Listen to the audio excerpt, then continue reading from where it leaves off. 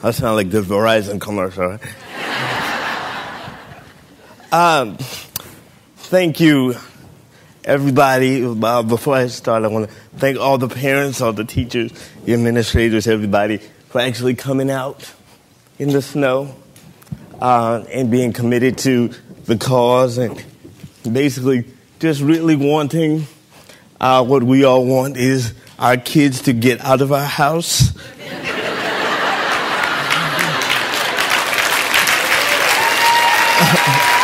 So we can. I know my mother is so excited, right?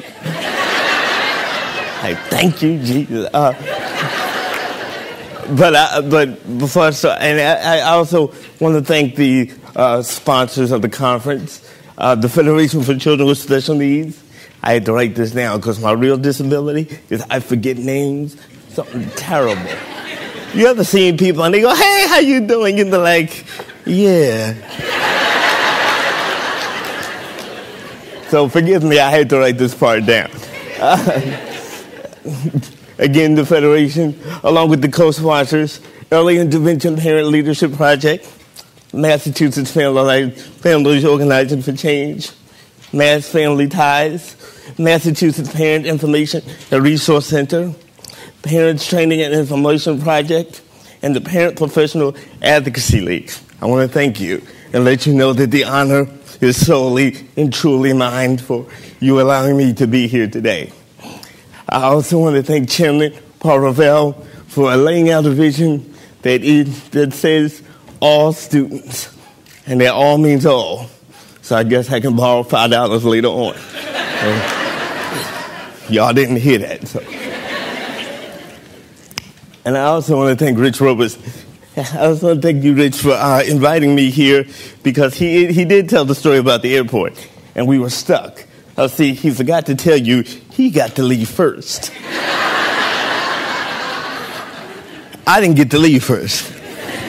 And I have to tell you this. So when we talk about community, we talk about community in certain ways. Now, everybody has flown into Logan International Airport. Yes. Y'all sound so excited. Oh, yeah. Well, we were at, I believe it was BWI, and when Rich left, we went out, because it had been snowing, so all planes were delayed. I roll out, if you take a wheelchair to the airport first, they always look at you crazy. Like, what is that? And so I always tell them it's a skateboard, so they can kind of have the frame of reference. And so we get through the gate, and finally, after we go through the FAA, is it a gel battery? Is it an acid battery? Are you a terrorist? Are you not a terrorist? Are you going to cut somebody with a box cutter? Are you selling Girl Scout cookies? What are you doing? I said yes to everything.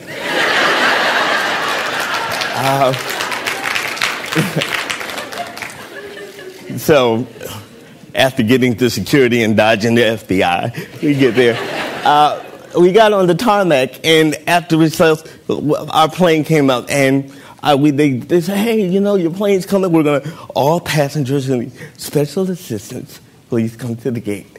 So they took us to the gate. They took us down outside. It's snowing, and they take you out onto the tarmac. Now, for some reason, I know wheelchairs are not really meant for tarmacs at airports. I'm just guessing. I'm just saying. So we get out there, and it's snowing, and yes, it's cold. It's sort of like today. And they say, "Okay, you ready to put the wheelchair on the plane?" The stewardess looks out and goes, ooh. The wheelchair is going to get on this plane? Mm-hmm. It sure is. She said, "Well, how did you get it here?" You talking about right to this spot or to Baltimore? Which one? Because they came with me the first. Well, I'll tell you that story later. But and so she spent 20 minutes inside the airplane. Now, mind you, I'm outside in the snow, looking at the airplane that's about to take me home. I'm looking at it very longingly and wanting to embrace it and tell stories about our childhood. And I'm sitting there, and the snow is hitting my bald head. Cause I was like, hey, I ain't going to be outside for too long. They just going to walk me up the thing. I'll be all cool, get in and get me a little nip, a little Coca-Cola, we're going to be cool. And we'll be good. 40 minutes later. Well, there's nothing in the rule book that says what we're supposed to do with the wheelchair. I said it has an FAA tag already on it. She said, really? So apparently not only am I bald, cold, in a wheelchair on the tarmac, I'm also a liar. But hey, could be not. Me, I just wanted to get home. But after I got on the plane, we sat there and it dawned on me. I said, if airport travel is a microcosm of the challenges we have in society, we are all doomed. Because that's just that didn't even deal with the part that when we landed, you hear Tommy and Sean in the background wrestling with a 200-pound wheelchair, cursing in language I will not use in front of children. What the? And I'm saying, and I hear this clanging and this banging and this, and I'm like, you got to get that sinking feeling that you just know is your stuff. You know it's your stuff. Now, it is 1,000 people, but you know it's your stuff. And I just waited ever so patiently.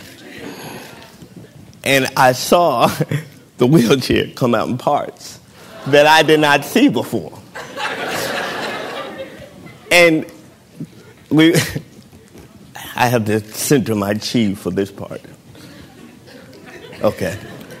They told me that, well, if anything happens to it, we can only give you $1,500. Okay, anybody in here know a wheelchair that costs $1,500? Anybody? I mean, not no hoopty. We don't want nothing beat up. We don't want nothing sitting on 3 wheels. We want 4. There's nothing like that. But that was a microcosm. And every time I tried to advocate for myself, they would look over me and ask the gentleman standing next to me, are you traveling with him? And the guy looked like, who the hell is he?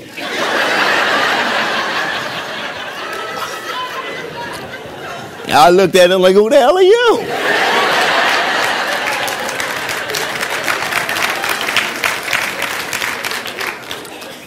But I digress.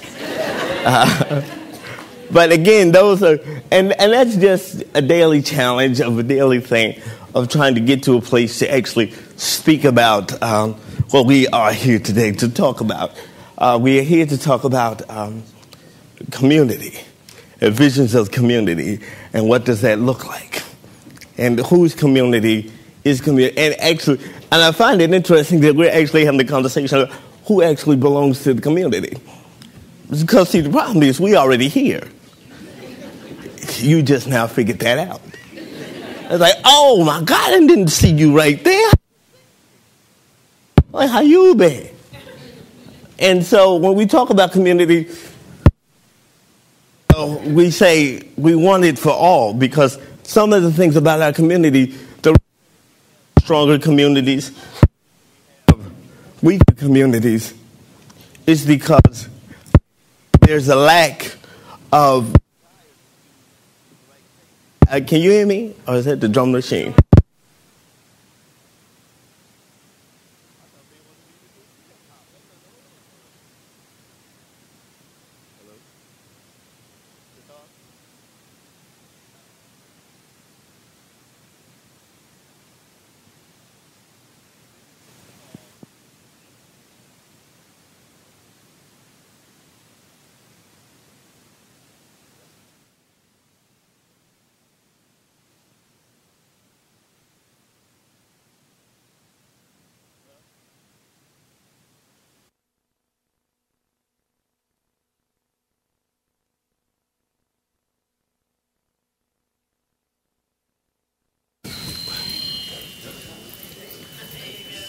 I'm almost scared to talk now. See, they know I was going to say something. They was like, cut him off. Please. But we talk about community, and I'm very glad that we have our commissioners here. We have the administration represented. We have families. We have providers. We have students. We have everybody here, because regardless of what your job title is, everybody goes home. Everybody goes home to a family if you're fortunate enough. You go home to somebody who loves you, somebody who you done got on their nerves because you went to the store and forgot the ice cream. Somebody.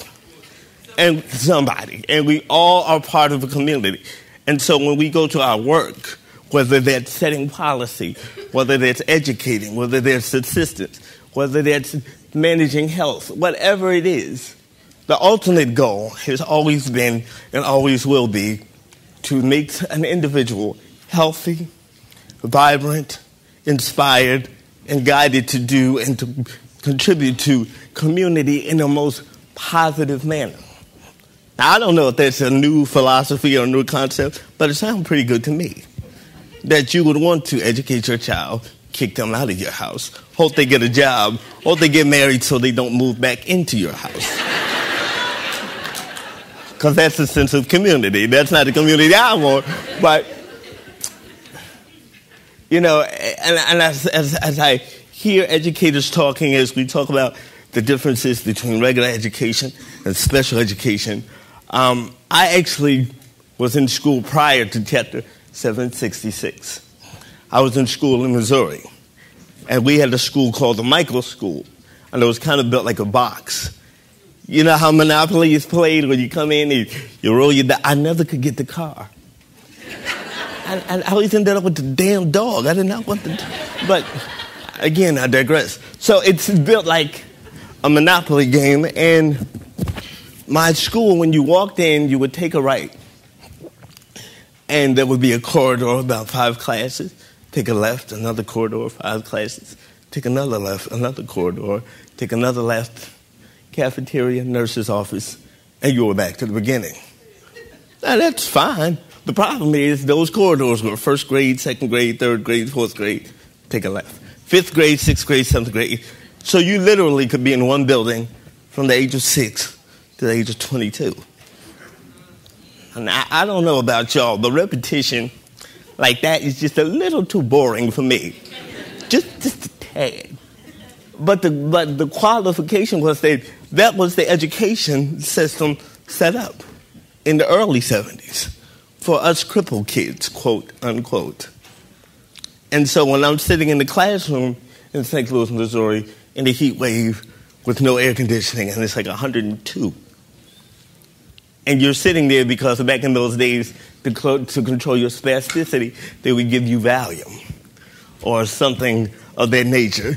So, if you see it on TMZ, my drug addiction started at a very early age. I've kicked the habit recently, about 45 minutes ago, but it went to the core of how do you educate a child if you have this child slumped over and you want him to do these things. So I wanted to touch on a couple of things about why it's important. I found a couple of quotes. I just want to say it because I have 30 seconds or less. It says, this is a quote, and I know where the source is. God has formed us moral agents that we may promote the happiness of whom He has placed us in society, by acting honestly towards all and benevolent to those who fall within our way, respecting sacredly their rights, bodily and mental, and cherishing especially their freedoms of conscience as we value our own.